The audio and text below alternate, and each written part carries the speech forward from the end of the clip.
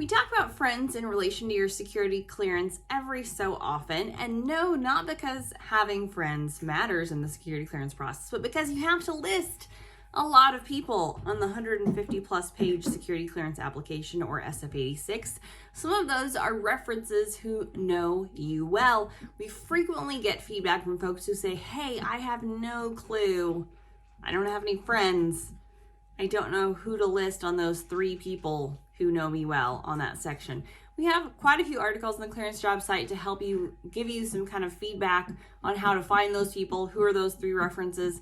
But it's a good reminder, if you want to display your reliability and trustworthiness, it's really good to do that within some kind of community or ecosystem.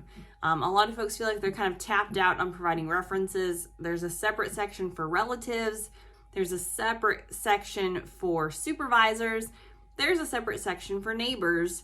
Who are those people who know you well? If you don't feel like you have a lot of great friends, or perhaps worse, you don't have a lot of friends who you'd want to list on a government form, you might be wondering how to fill out that section.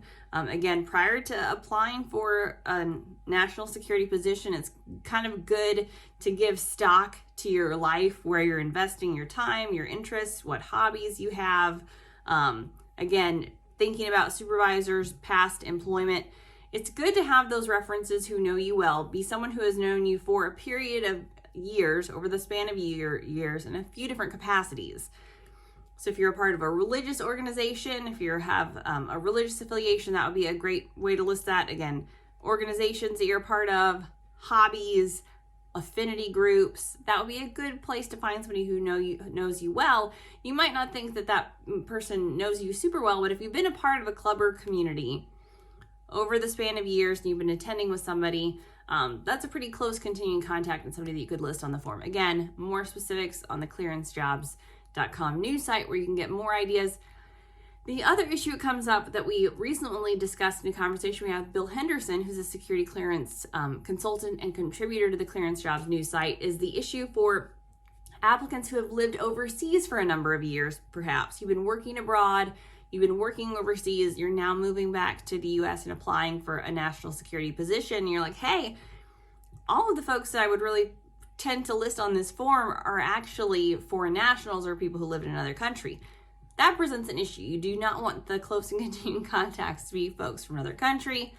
For obvious reasons, a background investigator cannot or generally will not contact that person for that information. So you really need to dig, find somebody who knows you well in this country. This is why sometimes passage of time, we talk about mitigating potential issues. If you have not had time to build a network within the United States, or have a network that you would want to tap into for the security clearance application, it may be worth waiting 6 months to apply for that TS position so that the government has close contacts that they can reach out to. For a secret clearance investigation, so much of it being automated, you might be able to get by without having those robust contacts that are going to be able to respond well in an interview. But if you're applying for a higher level cleared position, people who know you well are going to be an important part of that, and you're going to want to make sure that you can find those people. So can you get a security clearance if you don't have friends? Maybe not. You're going to want to, again, dig into your network, make sure you find people that know you well, and we have some creative ideas for how to do that over at the Clearance Jobs news site. Go out there, find a hobby, join a club, make some friends, and then pursue a national security career. For more information, visit us at clearancejobs.com.